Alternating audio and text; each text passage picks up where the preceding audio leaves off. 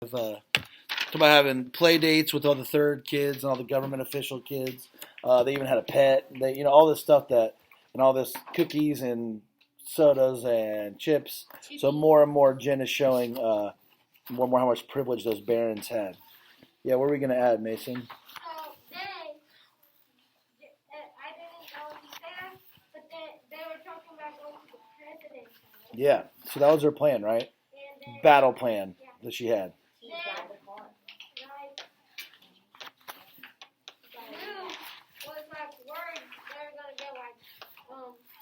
Yeah.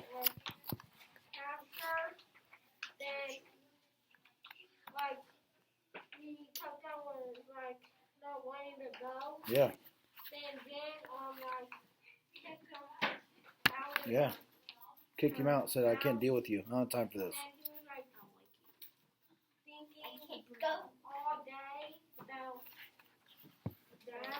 Yeah. Yeah. Yeah, he was not sure. Then he got really salty, right? Like, I hope she gets shot. That'll teach her. She just brags and brags and brags and brags. And then he started, like, immediately switched his brain. Like, oh, never mind. Like, no, I need her, right? Yeah.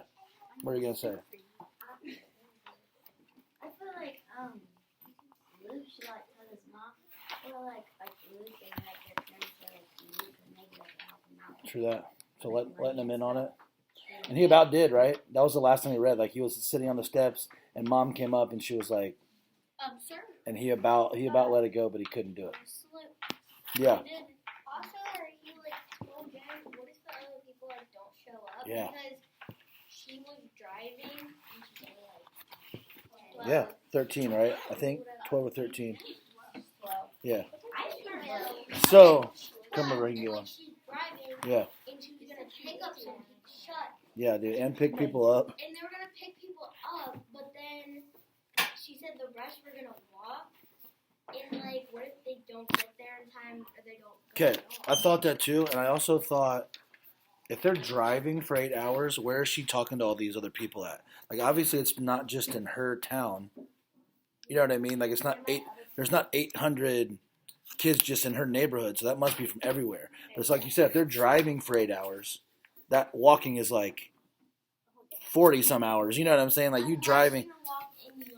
You know what I mean? Yeah, that's what I'm saying. So they either live by the Capitol or what? So that made me think too, like, how big is this network of people she's talking to and how big it is?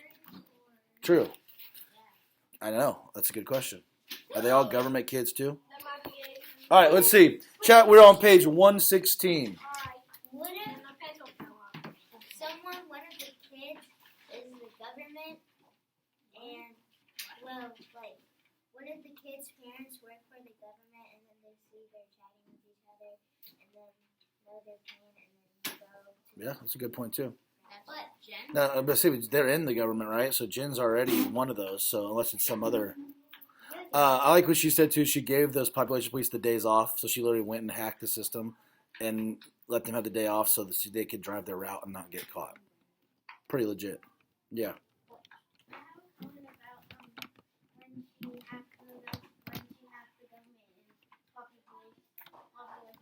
Yeah. It's sort of like what happened in real life about the gas shortage because someone happened to Oh, yeah, I saw that. And shut down the whole mainframe thing. and now everyone's going crazy about that. Yeah. And you see the prices will keep going up too until they get that figured out. Oh, yeah. It's crazy. That thing.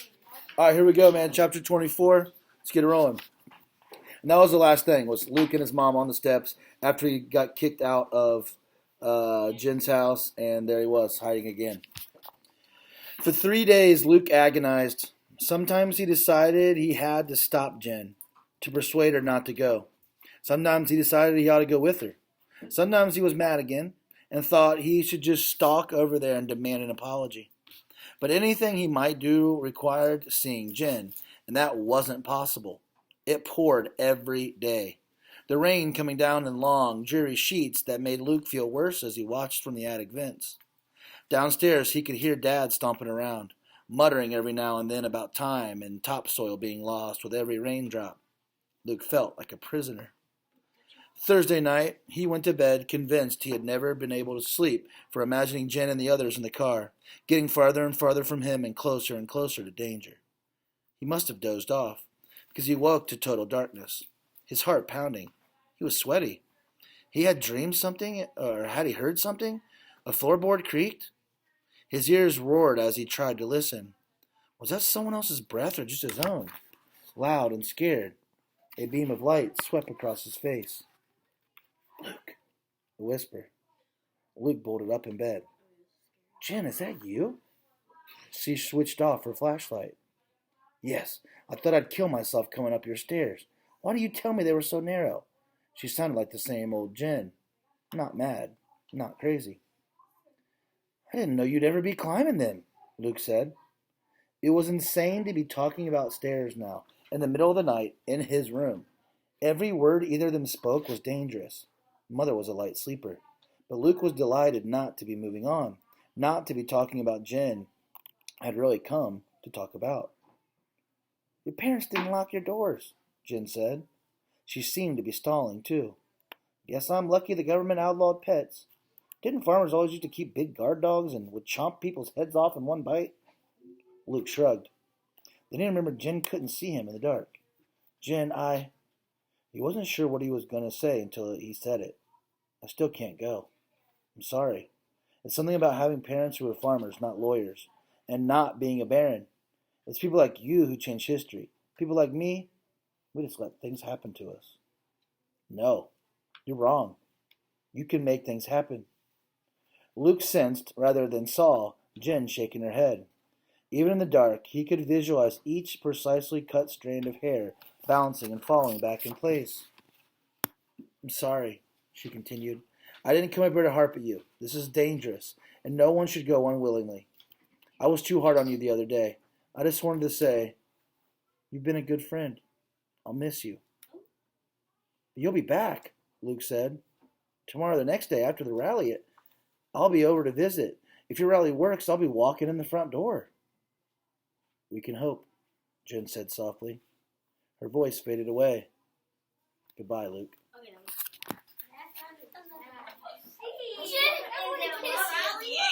Bro. Alright, let's check 25. Luke lay awake the rest of the night. At first light, he got up and quietly scrubbed away the mud Jen had tracked up the stairs. Trust her not to think about mud. He fervently hoped she'd thought of all the details about the rally. Luke was just finishing the last of the kitchen floor when he heard the toilet flushing upstairs. He had hid the muddy rags in the trash and scrambled back to his place on the stairs, just in time to meet Mother coming down. Morning, early bird, she yawned. Were you up during the night? I thought I heard something. I had trouble sleeping, Luke said truthfully. Mother yawned again. Hey, you're up early. Feeling okay? Just hungry, Luke said. But he picked at his food. Everything he ate stuck in his throat. After his family left, he risked sneaking over and turning the radio on low. There were weather reports and commercials for soybean seed and lots of music. Come on, he muttered, keeping one eye on the side window, watching for Dad. Finally, the radioed voice announced the news. Someone's cattle had gotten out and caused a minor car wreck. Nobody hurt. A government spokesman predicted a poor planting season because of all the rain. Nothing about the rally. Dad came back toward the house. Luke snapped off the radio and bolted up for the stairs. At lunch, Dad forgot to turn the radio on, and Luke had to remind him. The announcer promised a big story after the commercials. His sandwich gone, Dad reached over and turned the radio off. No, wait, Luke said. This might be interesting. Dad harumphed, but waited. The announcer came back. He cleared his throat and declared the new government statistics proved last year's alfalfa harvest had set a record for the decade. Alfalfa's like a wheat, right? Or like something you can make like grain, right? It's also, yes, you're also true. It was like that for days. Luke kept waiting, desperate to hear anything, but the few times he'd get to the radio, it said nothing. Every time Dad left the house for any length of time, Luke switched on the light by the back door, his old signal to Jen. He stared so hard, willing her to answering light to go on, that he thought he would go blind. but there was nothing. He took to watching her house as obsessively as he had when they first discovered her existence. There was no sign of her. The rest of her family came and went as usual. Did they look sadder? Happy? Worried? At peace? From a distance, he couldn't tell. He got so desperate, he asked his mother if she'd thought about going over to visit the new neighbors, to welcome them to the area. She looked at him as if he were deranged. They've been there for months. They hardly knew anymore. And they're barons, she said. She laughed in a way that didn't hide her bitterness. Believe me, they don't want us visiting. And what was she supposed to do? Say, oh, nice to meet you. Now, tell me everything about your child you never talk about. After a week, Luke did feel deranged. Every time anyone spoke to him, he jumped. Mother asked him, you all right? So many times, he took to avoiding her. But he couldn't just sit in the attic waiting. He paced. He fidgeted. He chewed his fingernails. He came up with a plan. Turn to someone next to you. What do you think he's going to do?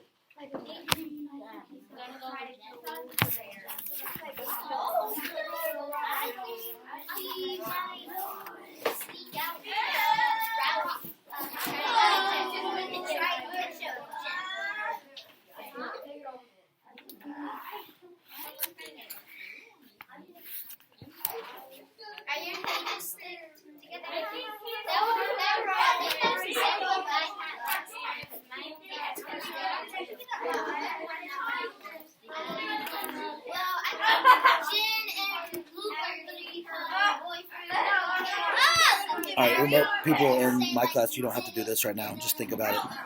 Just think. What do you think is going to happen next? All right, here we go. 122. Chapter 26. Finally, a week and a half after the rally, a day dawned that was so clear and dry, Luke knew Dad would be in the fields all day. Without hope, Luke turned on the light by the back door. After 5 minutes without a response, he turned it off and quietly slipped out the door. The cool air was a jolt, and for the briefest time, he paused. This is more dangerous than ever. But I have to know, he muttered fiercely, and crept alongside the barn before making his dash for Jen's house. He had to rip the screen and break the pane on one of the Talbots' windows, which he felt bad about. But didn't matter. If Jen was there, she could think of an excuse. And if she wasn't, he'd never be back at the Talbots again. Once inside, he knew he had to do something about that alarm quickly. Jen had explained it to him once, told him the exact sequence of buttons to hit to disable it. He ran to the hall closet, yanked open the door, and punched buttons quickly, afraid he'd forgot the sequence if he hesitated even a second. Green, blue, yellow, green, blue, orange, red. The lights blinked out before he hit the last button, and that spooked him. Was that how it worked before? Hurry, hurry, he urged himself. The words kept replaying in his brain. Jen? He called. Jen? He went up and down the stairs, looking in every room. God, he's way different than he used to be, right? Yeah. That's crazy. Jen, you don't have to hide. It's me, Luke. The house was enormous. 3 floors and a basement. He couldn't search everywhere, but if Jen was there, why would she hide? Against reason, he kept hoping she was. Jen, come on. This isn't funny. He found the bedrooms. Huge, elegant rooms with beautifully carved beds and long mirrored closets. He couldn't even tell which one was Jen's. Finally, he admitted defeat and rushed down to the computer room. He hurried over to the keyboard and typed in the same sequence of letters he'd watched Jen type so many times. His fingers were clumsy and he kept messing up. Finally, he got to the chat room password. F-E-R-E. No. Erase. F-E-E-R. No. At last, he got it. F-R-E-E. The screen went blank. With none of the friendly banter that had magically appeared every time he'd watched Jen. Had he done something wrong? Frantically, he exited and entered the chat room again, his hand shaking. Still nothing. Timidly, using only his right index finger, he typed, Where's Jen? He had to hold one hand with the other to steady his finger enough to hit the enter button. Almost instantaneously, his words vanished and reappeared at the top of the screen. He waited. Nothing. The screen stayed blank below his question. Because nothing was worse than doing nothing, he typed again. Hello? Is anybody there? Still nothing. He slammed his fist down on the computer desk so hard it hurt. I have to know, he shouted. Tell me. I can't go home until I know. He heard the door too late to react. And suddenly, a voice boomed behind him. Oh, no. Turn around slowly. I have a gun. Oh, my Who are God. you, and why are you here? Lord. Next chapter. We're reading the 28. Okay. Turn to someone. Who do you think it is? Who do you think it is? Just think about it. Who do you think is there?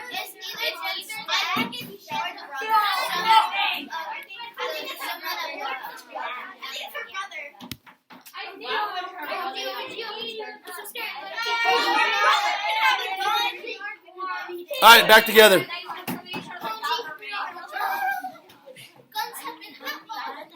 Okay. And all this reading about chat rooms reminds me of me like in middle school, because that's when I first got the internet, and that was what you did. Like, you went to a chat room and were able to talk to people. So it's just kind of funny to think like them trying to do this. Yes. Just wait, man. Chapter 27. Luke stifled his instinct to run. He turned around as slowly as he could. Guns had been outlawed for everyone but government officials long before he was born. But he recognized the object pointed at him from the books and Dad's descriptions. Dad had always talked about hunting rifles and shotguns, big guns to bring down deer or wolves. This gun was smaller, meant to kill humans. All that flashed through Luke's mind before he looked beyond the gun to the man holding it. He was tall and fleshy, his expensive clothes only partially hiding his bulk. Luke had seen him only from a distance before. You're Jen's dad, he said. I didn't ask who I was, the man snapped. Who are you? Luke exhaled slowly. A friend of Jen's, he said cautiously. Only because he was watching very, very closely did he see the man lower the gun by a fraction of an inch. Please, Luke said. I just want to know where she is. This time the man clearly relaxed his gun hand. He circled around behind Luke and snapped off the computer. Jen says you have to park the hard drive before you do that, Luke said. How do you know about Jen? The man asked. He narrowed his eyes. Luke blinked. The man was bargaining, he realized, offering to negotiate. He wanted something from Luke before he could tell Luke anything about Jen. But what? I'm a third child too, Luke said finally. The man's expression didn't change, but Luke thought he saw a flicker of interest in his eyes. I'm a neighbor. I found out about her and I started coming over when I could. How'd you know she was here? The man said. I saw. Luke didn't want to get her in trouble. I saw lights when I knew everyone was gone. I guessed. I really wanted there to be another third child for me to meet. So Jen was careless, the man said, with an edge to his voice that Luke didn't understand. No, Luke said uncertainly. I was observant. The man nodded, only to accept Luke's answer. Then he sat down in the chair by the computer desk and rested the gun on his leg. Luke took that as a sign that the conversation might last long enough for him to find out something. Did Jen teach you how to disable our alarm system? The man asked. Luke saw no point in lying. Yes, but I may have screwed up since you came. No, the man said. If you screwed up, the security guards would have come. But I have it set so that automatically notified if the system shut down while I'm away. Given the circumstances, I decided to investigate myself. Luke longed to ask what circumstances he meant, but the man was already asking another question. So, what else did you and Jen do together? The man said. Luke could understand why he sounded so accusatory. Nothing, Luke said. I mean, we talked a lot. She showed me the computer. She wanted me to go to this rally, but I was too scared. Too late. Luke thought to wonder if the man knew about the rally. Was Luke betraying Jen's confidence? But the man didn't seem surprised. He was studying Luke as intently as Luke had been studying him. Why didn't you stop her? The man asked. Stop Jen? That's like trying to stop the sun, Luke said. The man gave Luke the faintest of smiles, one that contained no happiness. Just remember that, he said. So where is she? Luke asked. The man looked away. Jen's... His voice broke. Jen is no longer with us. Oh my lord! She's dead, the man said harshly. Somehow Luke had known without wanting to know. He still stumbled backwards in shock. He bumped into the couch and sagged into it. No, he said, not Jen. No, you're lying. His ears roared. He thought crazy things. This is a dream, a nightmare. I'll make myself wake up. He remembered Jen talking a mile a minute, gesturing wildly. How could she be dead? He tried to picture her lying still, not moving. Dead. It was impossible. The man was shaking his head helplessly. I'd give anything to have her back, he whispered. But it's true. I saw. They gave us the body. Special privilege for the government official. His voice was so bitter Luke could barely listen. And we couldn't even bury her in the family plot. Couldn't take a bereavement day off work. Couldn't tell anyone why we were going around with red eyes and aching hearts. No. We just had to pretend to be the same old family of four we'd always been. How? Luke asked. How did she die? He was thinking. If the car had wrecked, it wouldn't be so bad. Or maybe if it had nothing to do with the rally. Maybe she just got really sick. They shot her, Jen's father said. They shot all of them. All 40 kids at the rally. Gunned down in front of the president's house. The blood flowed into the rose bushes. But they had sidewalks scrubbed before the tourists came, so nobody would know. Luke started shaking his head no, and he couldn't stop. But Jen said there'd be too many people to shoot. She said there'd be thousands. Luke protested as if Jen's words would change what he was hearing. Our Jen had too much faith and bravery of her fellow hidden, Jen's father said. Luke flinched. I told her I couldn't go, he said. I told her. It's not my fault. No, Jen's dad said quietly. And you couldn't have stopped her. It's not your fault. There are plenty of other people who deserve the blame. They probably would have had shot 1,000 or 15,000. They don't care. His face twisted. Luke thought he had never seen such pain, not even the time Matthew dropped a sledgehammer on his foot. Tears began to spill down Jen's father's face. What I don't understand is, why did she do this? This children's crusade. She wasn't stupid. We've been warning her about the population police all of her life. Did she really think the rally would work? He said. Yes, Luke assured him. Then, unbidden, the last words she'd spoken to him came back to him. We can hope. After she told him his hope was worthless. Maybe she knew the rally would fail. Maybe she even knew she would probably die. He remembered the first day he'd met her, when she'd cut her hand to cover the drops of blood on the carpet. There was something strange in Jen he couldn't quite understand, that made her willing to sacrifice herself to help others, or try to. I think at first she thought the rally would work. Luke told Jen's dad. And then, even when she wasn't sure, she still had to go. She wouldn't call it off. Why? Jen's dad asked. He was sobbing. Did she want to die? No, Luke said. She wanted to live, not die, not hide. Live. The words played over and over again in his brain. Not hide. Live. Not hide. Live. As long as he held onto them, he felt like Jen was there.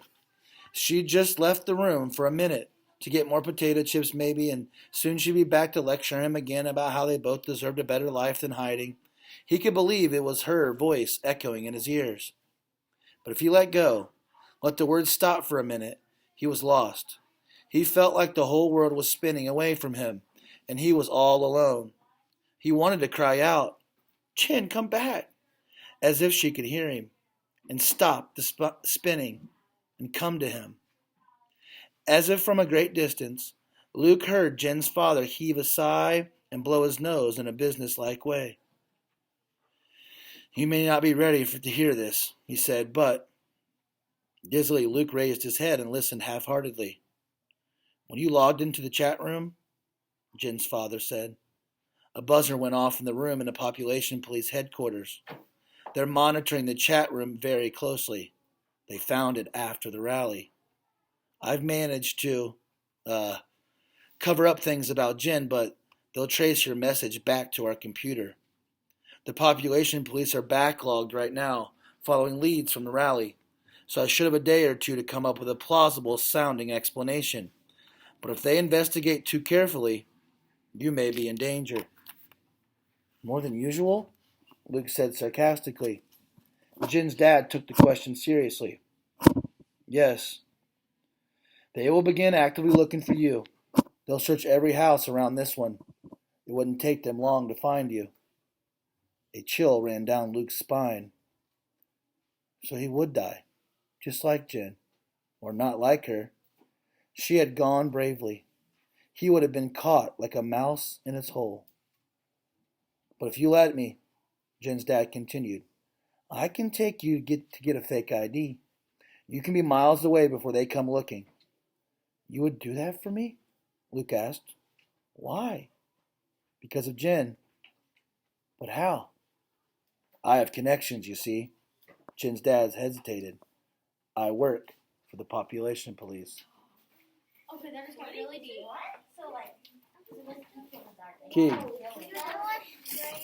Keegan, this guy wants to see you for a moment. Yeah, we just have one chapter. Keegan, you can read it when you get back, all right?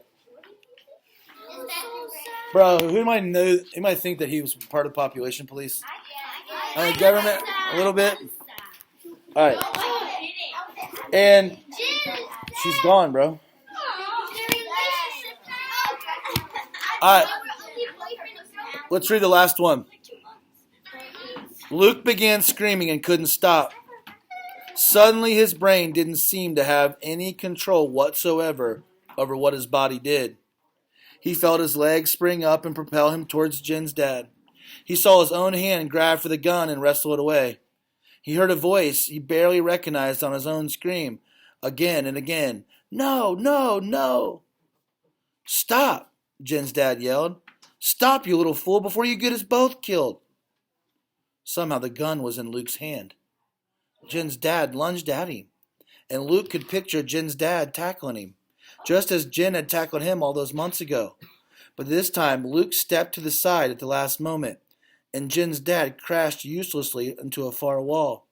Luke pointed the gun at him and struggled to hold it steady. Jen's dad turned around slowly. "You can shoot me," he said, holding his hands helplessly up in the air. "I might even welcome the chance to stop missing Jen, but it would be a mistake. I swear to you, in the name of everything that's sacred, in Jen's name, I'm on your side."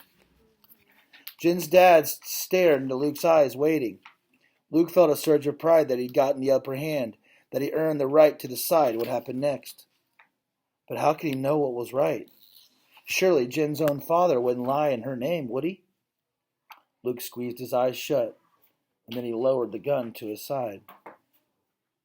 "Good," Jen's dad said, audibly releasing his breath. Luke let Jen's dad walk toward him, gently take the gun, and lay it on his desk. "I was going to explain," Jen's dad said, panting a little. He sat down. "I only work at Population Police headquarters. I don't agree with what they do. I try to sabotage them as much as I can. Jen never understood either. Sometimes you have to work from the inside of enemy lines." Jen's dad talked and talked and talked.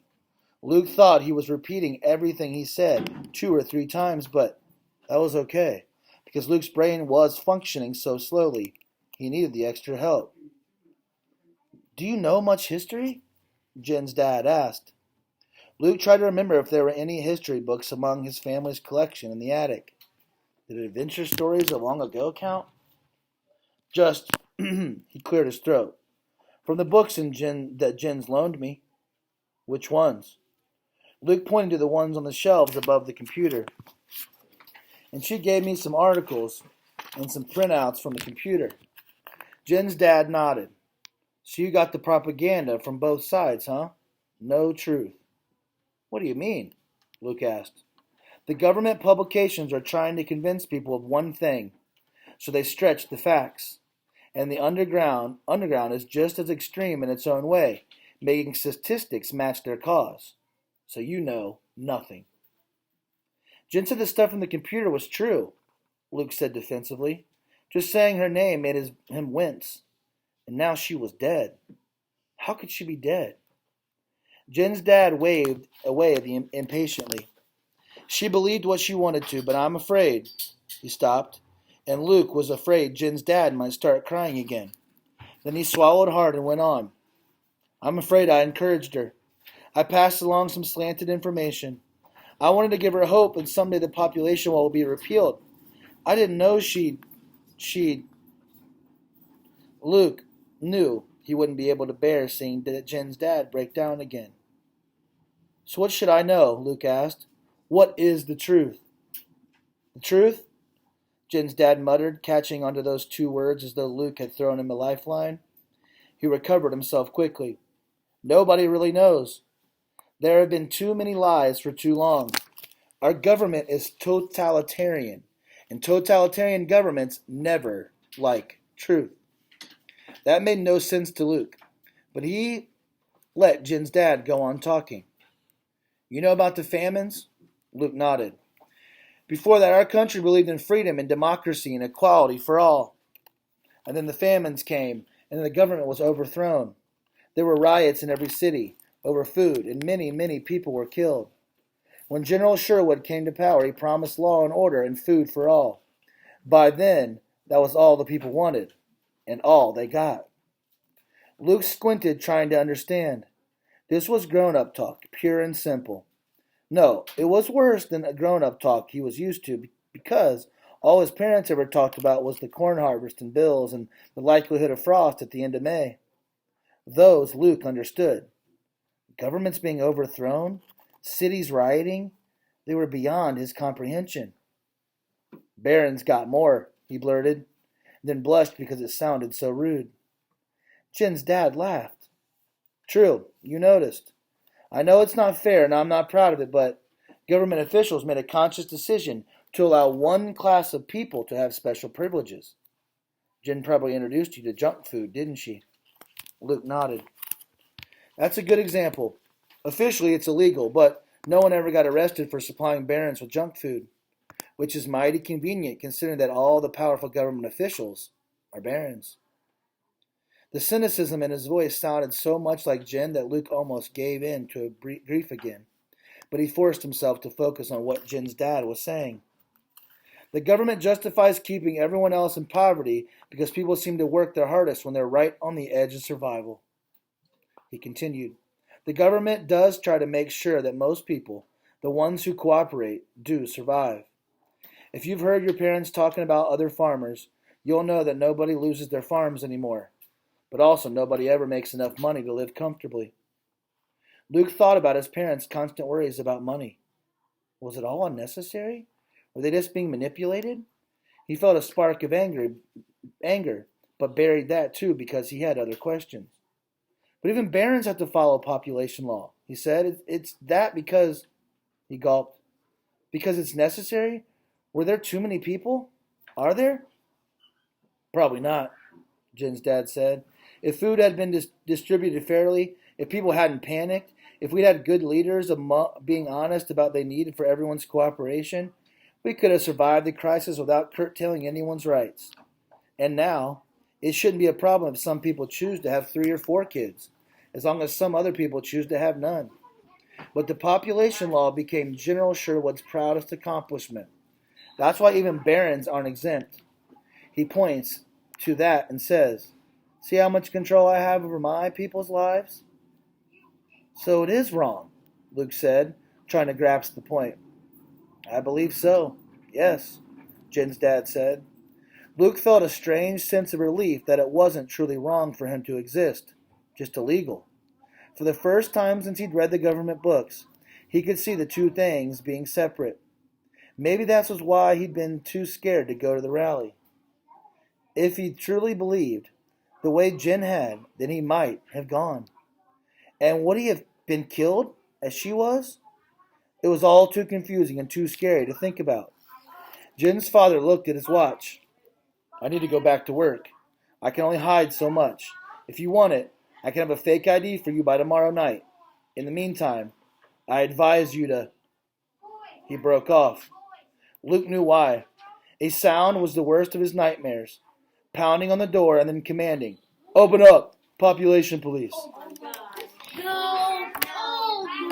Alright, close it up.